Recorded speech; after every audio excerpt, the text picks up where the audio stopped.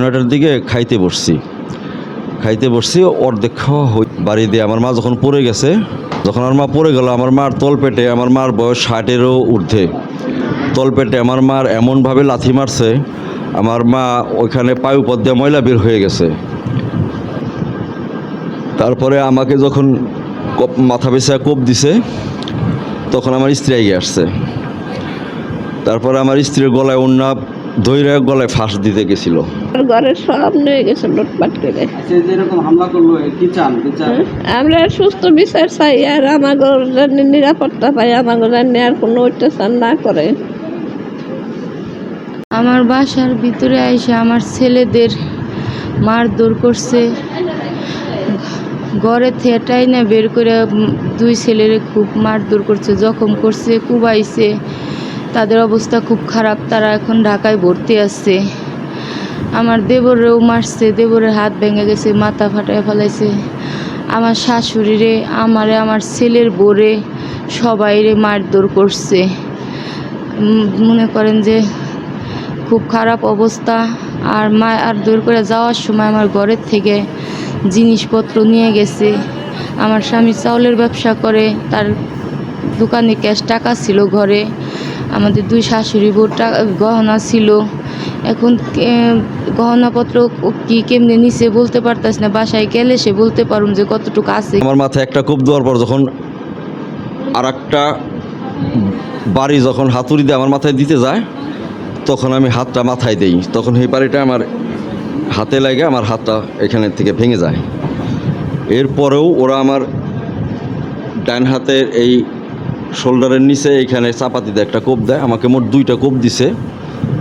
আর হাতুড়ি দিয়ে একটা বাড়ি মাথায় দিতে লাগছিল, ওই বাড়িটা আমার হাতের কবজিতে ভাঙছে, আর একটা বাড়ি আমার এইখানে ভাঙছে। তারপর ওরা আমার বড় ভাইয়ের ঘরে ঢুকে ওরা আলমারি ভেঙে লুটপাটও করে নিয়ে গেছে। তো আমি উপস্থিত, তখন বলতে পারি নাই আসলে কত টাকা নিয়ে গেছে বা কী নিয়ে গেছে।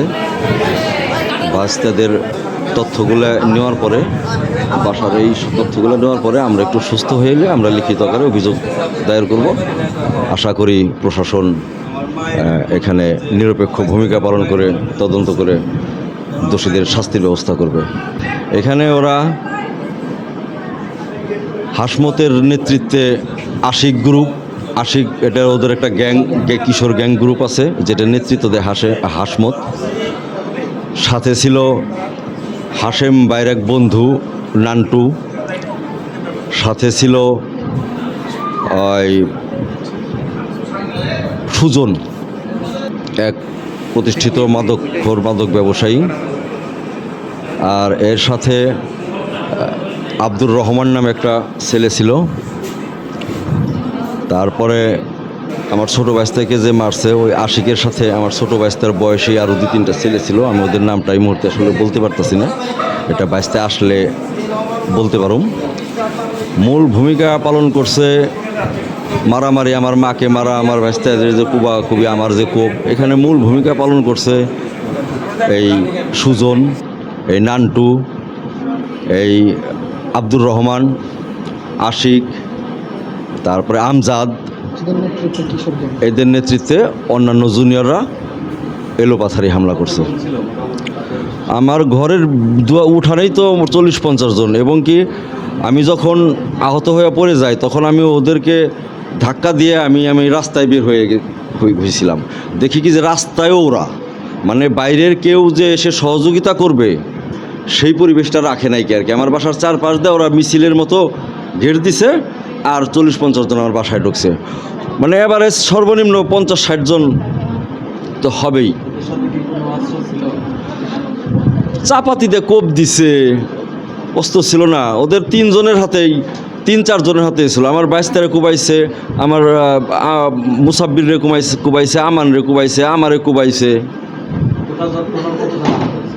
আমরা টোটাল, আমার ওয়াইফ, আমার বড় ভাইস্তার ওয়াইফ, আমার মা, আমার ভাবি, আর হচ্ছে আমার 2 ভাইস্তা এবং আমি, এবং সর্বশেষ আমার বাচ্চাটাও আহত হয়েছে, কি বললাম আর কি, আমার ছোট 4 বছরের বাচ্চা, সেই বাচ্চাটাকেও সম্ভবত আগে আসতেছিল, ওরা হয়তো লাথি দিয়ে ফেলাই দিছে, তখন আর বাচ্চাটা পড়ে গিয়ে ইটের ব্যথা পেয়েছে পিছনে, ডাক্তার দেখছে ইয়েও করছিল, ওইখানে ইয়েটে করে দিছে, সমস্ত কিছুই আছে। কি কারণে হামলা করলো দেখি? এটা আসলে আমরা বুঝতে পারি না কী কারণে হামলাটা হইল।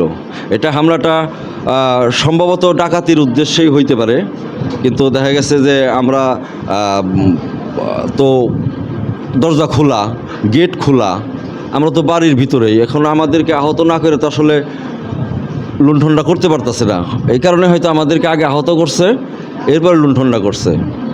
এদের কি কোনো রাজনৈতিক পরিচয় আছে?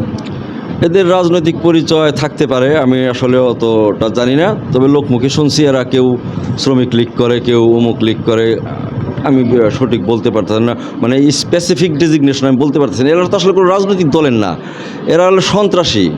এদের অতীত ইতিহাস অনেক অনেক, আমার বয়স 40, আমি তো কম দেখি নাই, ঠিক আছে। এদের অতীতে এদের নিজেদের হাতে নিজেরা অনেক খুনাখুনি হয়েছে, মারামারি হয়েছে, এদের মূলত কোনো রাজনৈতিক পরিচয় নাই। এরা যে কোনো একটা, যখন যে দল ক্ষমতায় থাকে, এদের প্রশ্রয় নিয়ে এরা সন্ত্রাসী কর্মকাণ্ড করে।